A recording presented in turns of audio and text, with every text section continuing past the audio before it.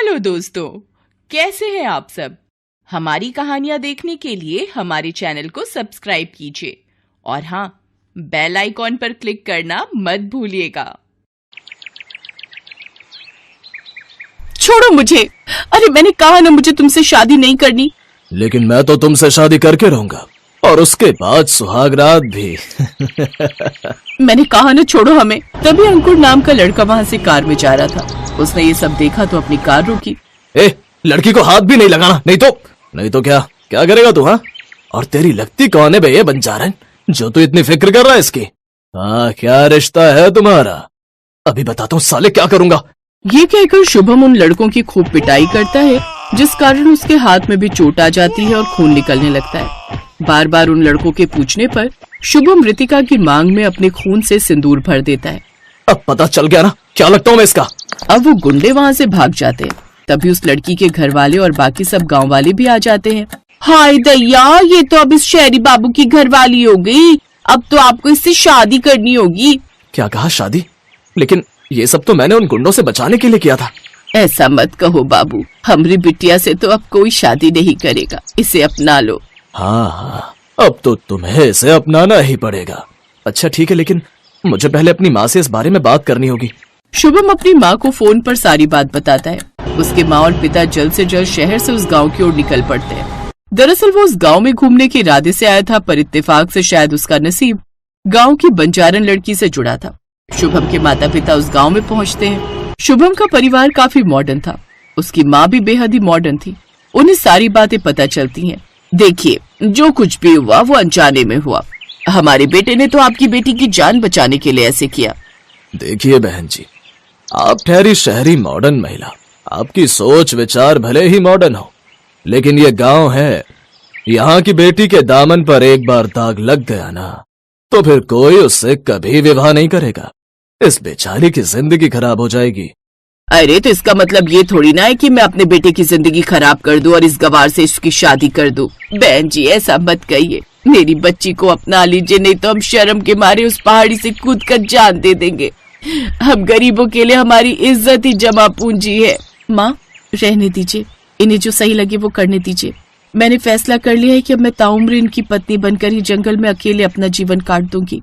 ये सुनकर रौनक को उस पर दया आ जाती है और वो उसे अपनाने का फैसला करता है।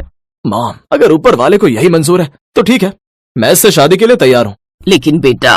Please mom. अच्छा ठीक है, जैसा तुझे ठीक लगे, लेकिन आप सब गांव वाले भी सुन लीजिए। शुभम मेरा इकलौता बेटा है। इसकी शादी को लेकर मेरे कई अरमान थे, इसलिए मैंने फैसला किया है कि मैं गाजे बाजे के साथ अपने बेटे की बारात लेकर आऊंगी, भले ही अब बहू गवार ही क्यों ना हो। शुभम और रितिका की शादी हो जाती है और गांव की बंजारन बहू बड़ा सा घूंघट डाले अपने शहरी ससुराल आ जाती है, जहां उसकी मॉडर्न सास उसका गृह प्रवेश करवाती है। अपने इतने बड़े ससुराल को देखकर वो काफी खुश हो जाती है, जिसके बाद वो अपने कमरे में, अरे बाप रे, इतना बड़ा ससुराल है हमरा। इतने बड़े ससुराल में तो हम पूरा गांव के लोग आ जावे। और वो का खिड़की के बाहर ही नदी क्या है? रितिका, वो नदी नहीं, स्विमिंग पूल है। का पूल? कमाल है, घर में नदी जैसा पूल बना लिया। सही है, तुम शहर वालों ने भी बड़ी तरक्की कर ली है। तभी शुभम रिमोट से फैन ऑन करता है। अरे बाप रे, लगता है इस घर में कोनो भूत है। क्या भूत? और का देखो तो बंद पंखा अपने आप चलने लगा। अरे वो तो मैंने बटन दबाया था रिमोट से। का बटन से पंखा चलता है? हमरे गांव में तो मुखिया के घर ही पंखा है, उसका भी बटन जोर से दबाना पड़ता है तब चलता है। रितिका की बातें, उसकी मासूमियत अब शुभम को पसंद आने लगी। अगली सुबह रितिका तैयार होकर बड़ा सा घूंघट डालकर रसोई में गई। कमाल है, कमरे जितनी बड़ी रसोई, लेकिन इसमें चूल्हा कहाँ है वो तो हमको दिख ही नहीं रहा। बिटिया, ये गांव नहीं शहर है, यहाँ पर ये गैस होती है, ये देखो। तभी वहाँ उसकी सास और ननद आ जाती हैं। ओह, तो बिरजू काका इस गवार बहू को गैस ऑन करना सिखा रहे हैं। सासू माँ, आप यहाँ कहाँ आई हैं? अब आपकी बहू आ गई है, अब तो बस आप बैठकर गर्मा गर्म रोटी खाइए और क्या। कुछ देर बाद वो सबको तला हुआ देसी खाना बनाकर ले जाती है। बहू, ऐसा खाना कोई नहीं खाएगा। आप देखते जाइए काका, सब कैसे अपनी उंगलियां चाटते रह जाएंगे। वो सबको खाना देती है। ओह गॉड, ये ऐसा खाना कौन खाता है? बिरजू काका, क्या है ये? बिटिया, आज खाना बहू ने बनाया है, हमने तो उनको मना कर दिया था। ओह गॉड, अब इस घूंघट वाली के आते ही ये सब खाना पड़ेगा। ऊपर से ये देसी खाना खाना पड़ेगा। वैसे इसने ये खाना घूंघट में बनाया, पता चले हमें ये पसंद ही ना आए। ऐसे ही शाम को आस पड़ोस की औरतें रितिका की मुंह दिखाई के लिए उसके घर आती हैं। मॉडर्न सास की लंबे से घूंघट में बहू को देखकर आस पड़ोस की औरतें उसका मजाक उड़ाती हैं। वाह सुमोना, ये भी क्या है ना, मॉडर्न सास लाई घूंघट वाली बहू। पड़ोसन उनका मजाक बनाकर वहाँ से चली जाती है। मॉडर्न सास को बड़ा गुस्सा आता है। वो रितिका को कई बार अपना घूंघट हटाने के लिए कहती है, लेकिन वो उसकी सुनती नहीं। एक रोज उनके यहाँ एक बड़ा क्लाइंट आते हैं जिन्हें भारतीय सभ्यता देखने का बड़ा मन था। इस बात से रौनक घबरा रहा था, लेकिन तभी रितिका सब संभाल लेती है।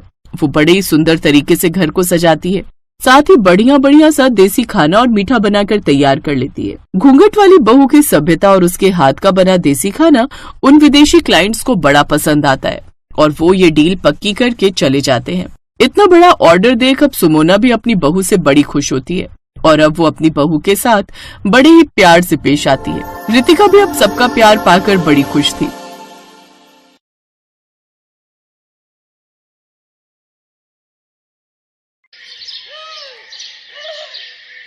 वाओ, ये वाली ड्रेस कितनी अच्छी लग रही है। ऐसा करती हूँ, इसे खरीद लेती हूँ। भाई साहब, इसे पैक कर दीजिए। हाँ बहन जी, ले लीजिए, बहुत अच्छी ड्रेस है, इसे खरीद लीजिए, आपकी बेटी पर बहुत अच्छी लगेगी। ये ड्रेस मैं अपनी बेटी के लिए नहीं बल्कि अपने लिए ले रही हूँ, समझे? क्या अपने लिए? लेकिन आपको नहीं लगता कि ये कुछ ज्यादा ही छोटी हो जाएगी? चुप कर, तू कौन होता है छोटी बड़ी का ज्ञान देने वाला? चल अब इसे पैक कर दे। अगले दिन रमोला वो शॉर्ट ड्रेस पहनकर और आंखों में काला चश्मा लगाकर घर से निकलती है तो मोहल्ले की औरतें उसे देखकर बातें बनाती हैं। हे राम, इस रमोला को तो बिल्कुल भी शर्म नहीं आती। छी छी छी, ये कैसे कपड़े पहने इसने? अरे कम से कम अपने पति और बच्चों का तो ध्यान रखो। अरे पढ़ाई लिखाई तो हमने भी की है, लेकिन हम इतने बेशर्म नहीं है कि इस उम्र में ऐसे कपड़े पहने और तेरी तरह नाक कटवा दे। बेशर्म रमोला। तू चुप कर शीला, अब ओढ़ने पहनने की कोई उम्र तो होती नहीं, और तुम लोग क्या जानो फैशन। उसका पति दरवाजे पर खड़े खड़े ये सब बातें सुन रहा था। वो गुस्से में अंदर जाता है। रमोला का स्वभाव ऐसा ही था, वो ऐसे ही कपड़े पहनती थी। रमोला के दो जवान बेटे थे, रौनक और अनुभव। एक रोज उनके कुछ दोस्त उनसे मिलने घर आते हैं तो रमोला बाथरूम से निकलकर टॉवेल लपेटे ही अपना बॉडी लोशन लेने बाहर आती है। ये देख उनके दोस्त हैरान हो जाते हैं और उसका मजाक उड़ाते हुए कहते हैं, अरे अनुभव, लगता है आंटी को हमसे मिलने की कुछ ज्यादा ही जल्दी थी, इसीलिए ये टॉवल में ही आ गई। नमस्ते आंटी जी, कैसे हो आप? हेलो बच्चों, वैसे मैं तुमसे कुछ साल ही तो बड़ी हूँ, तुम लोग मुझे दीदी भी कहोगे तो वो भी चलेगा। और वो तो मैं अपना बॉडी लोशन भूल गई थी, वही लेने आई थी। फिर कुछ देर बाद वो लड़के वहां से चले जाते हैं, लेकिन उसके दोनों बेटे ये देख बहुत गुस्सा होते हैं। माँ, ये क्या पहन के आ गई आप? ओफो, पहले तो तुमने सिर्फ मोहल्ले में हमारी नाक कटवाई थी, लेकिन अब बेटे के दोस्तों के सामने भी। छी, अब तो तुमने हद ही कर दी। ऐसे ही एक रोज जब रमोला शॉर्ट्स योगा ड्रेस पहनकर गार्डन में योगा कर रही थी तो पड़ोस के कुछ बुढ़े उसे अपनी छत से निहार रहे थे। ये देख मनोहर को बहुत गुस्सा आया। तुम लोगों को शर्म नहीं आती जो यहाँ ताक झांक कर रहे हो? है भाई, तुम्हारे घर पर माँ बहन नहीं है क्या? अरे ऐसा माल नहीं है ना, इसलिए। लोगों की इसी तरह की बातों से मनोहर को बहुत बुरा लगता है और इसी बात को लेकर मैं चिंता में बैठा हुआ था। तभी उसका दोस्त उससे बोला, क्या बात है मनोहर, तू इतना परेशान क्यों है? तू तो मेरी चिंता की वजह जानता ही है ना। मुझे तो डर है रमोला कहीं अपनी जैसी बहुएं ले आई तो मेरे बेटों की तो जिंदगी ही खराब हो जाएगी। तो तू उस दिन का इंतजार ही क्यों करता है? क्या मतलब? मतलब मेरे भाई की दो बेटियां हैं जो गांव में रहती हैं, वो दोनों बड़ी ही संस्कारी हैं। अगर तुम चाहो तो अपने दोनों बेटों की शादी उनसे करवा सकते हो, लेकिन रमोला बहन जी को बिना बताए, क्योंकि वो ऐसा होने नहीं देंगी।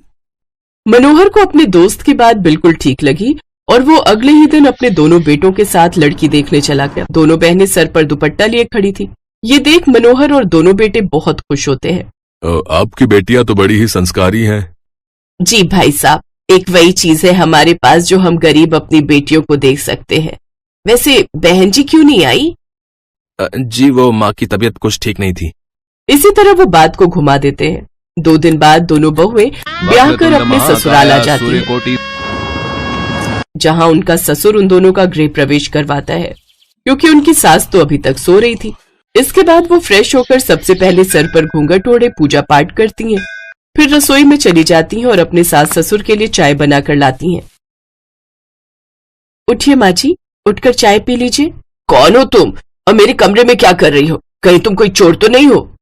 हम दोनों आपकी बहुएं हैं माँ जी, ये लीजिए चाय पीजिए। ये सुनकर रमोला के होश उड़ जाते हैं। फिर मनोहर उसे सब बताता है।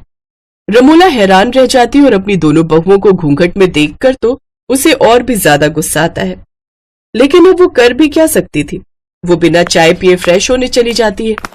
कुछ देर बाद दोनों बहुएं बढ़िया सा नाश्ता बनाकर तैयार कर लेती हैं।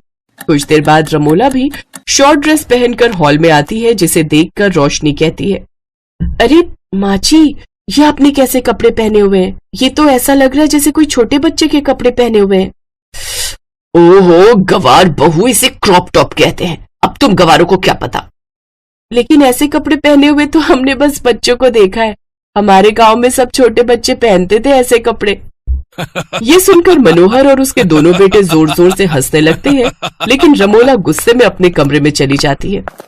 कुछ दिन बाद जब वो दोनों बहुएं सर पर घूंघट ओढ़े बाजार जाती हैं, तो उन्हें देखकर मोहल्ले की औरतें बातें बनाती हैं। अरे, आज तक तो देखा था सास संस्कारी होती है और बहुएं बेशरम, लेकिन अब तो जमाना उल्टा आ गया है। इनके यहाँ तो बहुएं घूंघट वाली आई हैं और सास छोटे छोटे कपड़े पहनने वाली बेशरम। जब दोनों बहुएं अपनी सास के बारे में ये सब सुनती हैं तो उन्हें बहुत बुरा लगता है और वो घर आकर इस बारे में अपनी सास से बात करती हैं। माँ जी, आपको पता है आपके इन कपड़ों की वजह से लोग कैसी कैसी बातें बनाते हैं। मुझे फर्क नहीं पड़ता, मेरे जो जी में आएगा मैं करूंगी, समझी तुम। ऐसे ही समय गुजरता है। कुछ दिनों बाद उनके घर पर हवन होता है, जहाँ दोनों बहुएं साड़ी पहनकर घूंघट डालकर खड़ी होती हैं। रमोला शॉर्ट ड्रेस पहनकर वहां आती है। हवन खत्म होने वाला है मनोहर जी, आपकी पत्नी कहाँ है? ओह सॉरी, वो तैयार होने में थोड़ा समय लग गया। छी छी छी, ये सब क्या है? पूजा में ऐसे कपड़े, घोर अपशकुन। आज के बाद मैं तो क्या कोई भी पंडित आपके यहाँ पूजा में नहीं आएगा। छी, अब यही दिन देखना बाकी रह गया था। मुझे तो शर्म आती है आपको माँ कहते हुए भी। पंडित जी गुस्से में वहां से चले जाते हैं। सभी उसको खरी खोटी सुनाकर चले जाते हैं। उस दिन रमोला को पहली बार थोड़ा बुरा लगा था। 2 दिन बाद वो टेलर के पास कपड़े लेने जाती है। वाओ, ये टॉप तो आपने अच्छा सिला है, लेकिन इसका गला थोड़ा डीप हो गया है। तो क्या हुआ बहन जी, आप तो वैसे भी डीप नेक ही पहनती हैं, और सच कहूं तो आपके सेक्सी फिगर पर ये कमाल का लगेगा। गुस्से में वो टॉप वो उस टेलर के मुंह पर मार कर आती है, लेकिन अब उसे अपनी गलती का एहसास हो जाता है और वो अब सब मॉडर्न कपड़े छोड़ साड़ी में आ जाती है और साड़ी पहनकर सबके सामने आती है। रमोला का ये रूप देखकर सभी बहुत खुश होते हैं।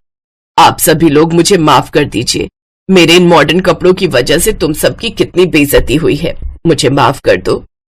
जहाँ सास बहू को संस्कारी होना सिखाती है, वहीं मेरी संस्कारी बहुओं ने मुझे तमीज में रहना सिखाया।